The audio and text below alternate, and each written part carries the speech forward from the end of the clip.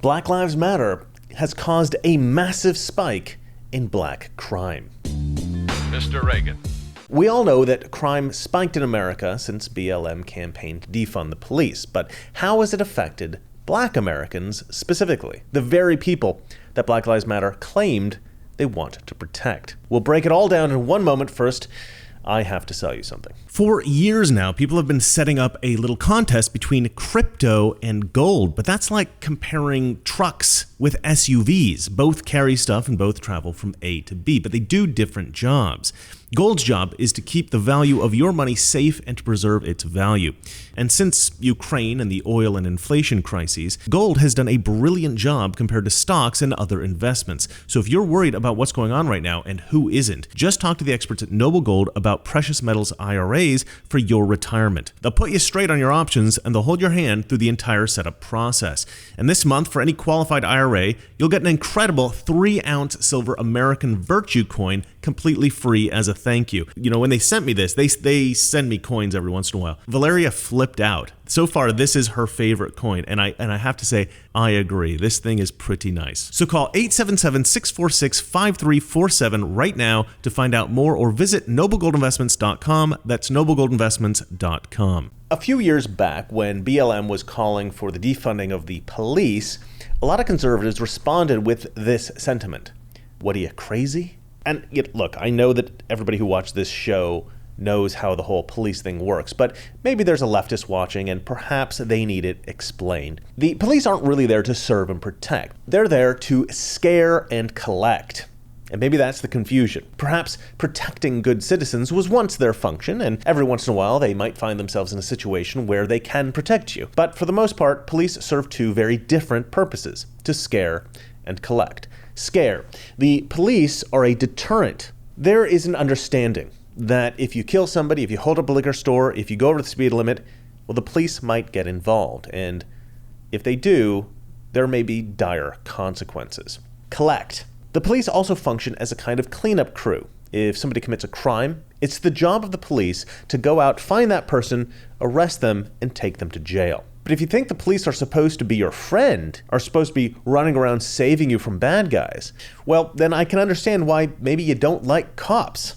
I don't like cops just across the board, without exception. 2 of my uncles are cops, and my best friend when I was growing up became a cop. But do I get nervous when I'm driving and a cop slides up behind me in traffic? Yeah, of course, because some cops are a-holes, and we should definitely find a way to get rid of the a-hole cops.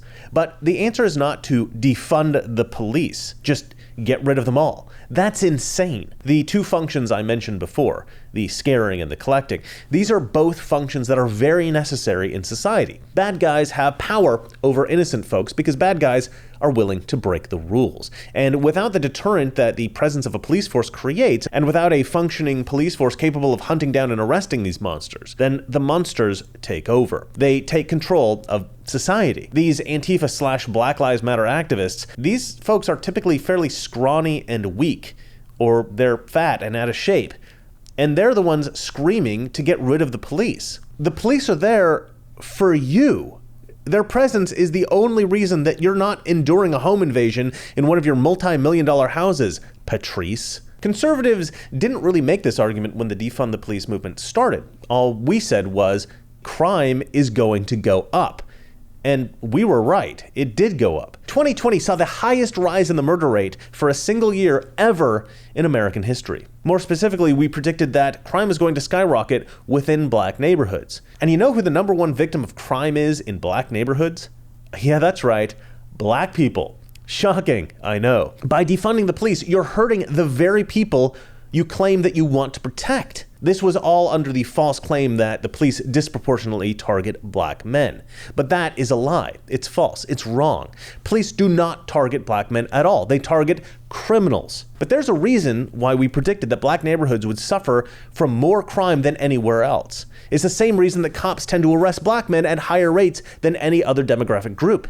It's because black people commit way more crime than anybody else. The problem was never racism. The problem was always black crime. And that's the one thing that they never say, not even Fox News. And honestly, it kind of pisses me off. Everybody is so dang afraid of being called racist that they won't tell the truth about this problem. Black people commit more crime than anyone else in America, and it's not even close. In 2020, 7,043 white Americans were murdered. Meanwhile, 9,941 black Americans were murdered. And you might say, well, maybe that's because white people were murdering black people. No. If a white person is murdered in America, it's usually a white person who has murdered them. If a black person is murdered, it's almost always a black person who murdered them. But with interracial violent crime, it's almost always a black assailant and a white victim. 90% of the time, 9-0. So no, it's not white people going around murdering black victims. And so the answer to this next question may not come as a huge shock to you. Were we right about crime going up in black neighborhoods if the police were defunded? Oh yeah. This is all broken down brilliantly in a recent article by Jen and Fisher over at the Daily Mail. According to a recent release by the FBI Uniform Crime Report, the murder rate of black Americans rose by 32% between 2019 and 2020. That's 2,457 more black Americans murdered in 2020 than in 2019. That's not good. That's not a society moving in the right direction. If you live in a neighborhood in which the crime rate has increased, you don't feel safer. You feel less safe. Perhaps as unsafe as the founder of Black Lives Matter, Patrisse Cullors, filling out a form to create a nonprofit organization. But I'm like, wow, this doesn't seem safe for us. This 990 structure, this nonprofit system structure, this is like deeply unsafe. Like this is being literally weaponized against us. First of all, number one, I actually did not know what 990s were before all of this happened. Yeah, the accountant handled that. Like I don't know what that is. It is such a trip now to hear the word, the term 990s. I'm like, ugh, it's like triggering. Now, according to Hannah Meyer from the think tank, the Manhattan Institute, this spike in the homicide rate of black Americans is the direct result of the Defund the Police campaign by Black Lives Matter. And as I said, this is not shocking. You remove the deterrent and the criminals are no longer afraid to commit their crimes. If you don't have the manpower to find the criminals and to take them off the street, well, they're at liberty to continue committing more crimes. And a lot of black Americans actually saw this coming. I found a local news story out of Chicago from way back in August 2020 in which black residents were actually complaining about BLM coming in and disrupting their area with their anti-police message. Black Lives Matter Chicago called for a rally at the police station on 63rd Street. But some Englewood residents pushed back on what they saw as an intrusion. I'm not pro-police, but if I have a working relationship with the few good police we have, then don't disrupt that. If you're gonna do something, do it right.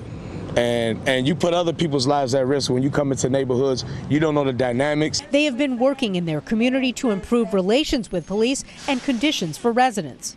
If that's your interest to come in and antagonize the police that work in our district, that some of us have a working relationship with. Today, 7th District leadership shared appreciation for the community's support.